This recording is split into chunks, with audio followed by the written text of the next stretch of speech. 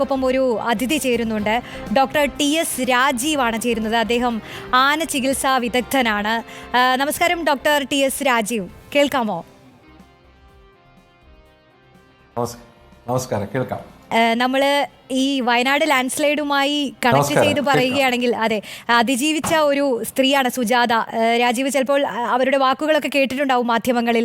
അവർ പറയുന്നത് ഓടി രക്ഷപ്പെട്ടെത്തിയത് ശരിക്കും ഒരു കാട്ടാനയുടെ മുന്നിലാണ്. അപ്പോൾ കാട്ടാന ഈ വിഷമം പറയുമ്പോൾ അതിൻ്റെ കണ്ണിൽ നിന്ന് കണ്ണീര് പോലും വരുന്നത് അവർ കണ്ടു എന്ന് ആ സ്ത്രീ പറയുകയുണ്ടായി മാധ്യമങ്ങളോടൊക്കെ. യഥാർത്ഥത്തിൽ ഈ ആനകൾക്ക് ഇങ്ങനെ ഒരു പ്രതികരണ ശേഷിയുണ്ടോ? അതായത് അത്രത്തോളം സെൻസിറ്റീവായ ഒരു തിരിച്ചറിവ് ഒക്കെ ആനകൾക്ക് അതെങ്ങനെയാണ്?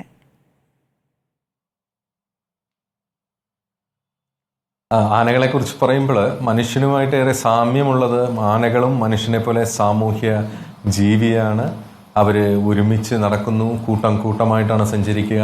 കാട്ടിൽ സഞ്ചരിക്കുന്ന ആനക്കൂട്ടങ്ങളുടെ നേതൃത്വം എന്ന് പറയുന്നത് എപ്പോഴും ഒരു മൂത്ത പിടിയാനയ്ക്കായിരിക്കും. ആ മൂത്ത പിടിയാനയുടെ ഡയറക്ഷൻസാണ് തീരുമാനിക്കുന്നത്. ഇന്ന് എവിടെ ഭക്ഷണം കഴിക്കണം, എവിടെ വെള്ളം കുടിക്കാൻ പോകണം, ഇത്തരത്തിലുള്ള എല്ലാ കാര്യങ്ങളും തീരുമാനിക്കുന്നത് അതിൻ്റെ ഒരു ലീഡറാണ്, ഒരു മൂത്ത പിടിയാനയാണ്. അപ്പോൾ ഒരു ഗ്രൂപ്പിൽ ഇവർ സഞ്ചരിക്കുമ്പോൾ തികഞ്ഞ അച്ചടക്കം ആ ഗ്രൂപ്പിൽ പുലർത്താറുണ്ട്.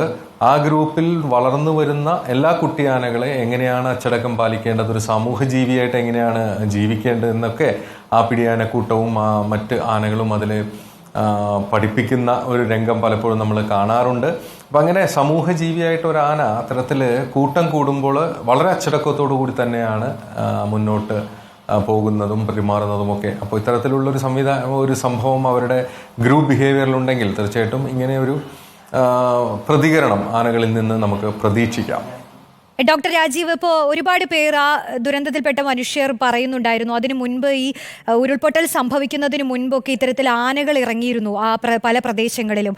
അപ്പോൾ ഇത്തരത്തിൽ ഉരുൾപൊട്ടൽ, മണ്ണിടിച്ചിൽ ഇങ്ങനത്തുള്ള സംഭവങ്ങളൊക്കെ വരുമ്പോൾ ഈ ആനകൾക്കൊക്കെ നേരത്തെ കൂട്ടി അറിയാനുള്ള ഒരു ശേഷിയെക്കുറിച്ച് നമ്മൾ ചർച്ച ചെയ്യാറൊക്കെ ഉണ്ടല്ലോ. അതെങ്ങനെയാണ് അവർക്കുള്ളത്? ആ ഒരു കഴിവ് എങ്ങനെയാണ്? തീർച്ചയായിട്ടും ഈ കമ്മ്യൂണിക്കേഷൻ്റെ എല്ലാ മെത്തഡോളജികളും വളരെ കാര്യക്ഷമമായിട്ടുള്ളതാണ് വന്യമൃഗങ്ങൾ. പ്രത്യേകിച്ച് വന്യമൃഗങ്ങൾ, ആന ഉൾപ്പെടെയുള്ളവർ. ഈ ആനകളെ കുറിച്ച് പറയുകയാണെങ്കിൽ അവർ കമ്മ്യൂണിക്കേറ്റ് ചെയ്യാൻ ഉപയോഗിക്കുന്നത് ഏറ്റവും കൂടുതൽ സ്മെല്ല്, മണം പിടിക്കാനുള്ള ആ കഴിവ്, ചെവി, അതുപോലെ തന്നെ തുമ്പിക്കൈൻ്റെ അറ്റത്തുള്ള ഞരമ്പുകളുടെ ചില കൂട്ടായിട്ടുള്ള ഞരമ്പുകൾ, അതുപോലെ ഏറ്റവും പ്രധാനമായിട്ടുള്ള മറ്റൊരു കമ്മ്യൂണിക്കേഷൻ മാതൃകയാണ് അവരുടെ ഫുട് പ്രിൻ്റ് എന്ന് പറയും. പാദത്തിനടിയിലുള്ള വൈബ്രേഷൻസ്. അത് അവർക്ക് വളരെ കൃത്യമായിട്ട് തിരിച്ചറിയാൻ സാധിക്കും. ഒരുപക്ഷെ അവർക്ക് ഈ പറയുന്ന സീസ്മിക് വൈബ്രേഷൻസ് ഒക്കെ നേരത്തെ തിരിച്ചറിയാൻ സാധിച്ചിട്ടുണ്ടായിരിക്കും. അങ്ങനെ ഒരു കഴിവ്, ഈ പ്രകൃതി ദുരന്തങ്ങളൊക്കെ നേരത്തെ തിരിച്ചറിയാനുള്ളൊരു കഴിവ് ആനയിൽ മാത്രമല്ല എല്ലാ മൃഗങ്ങളിലും അതുണ്ട്.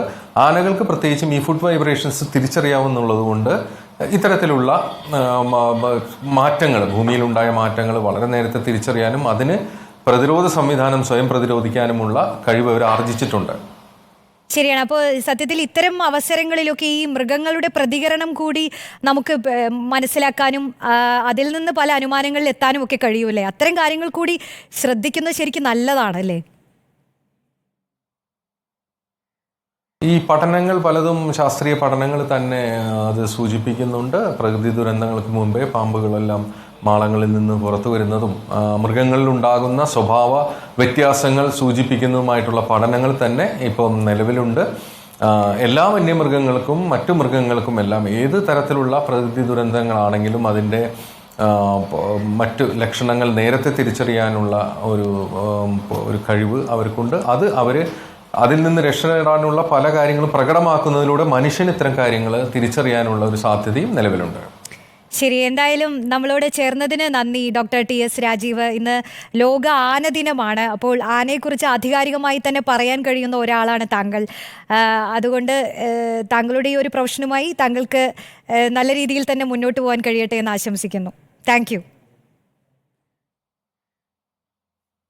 നമസ്കാരം. യെസ്.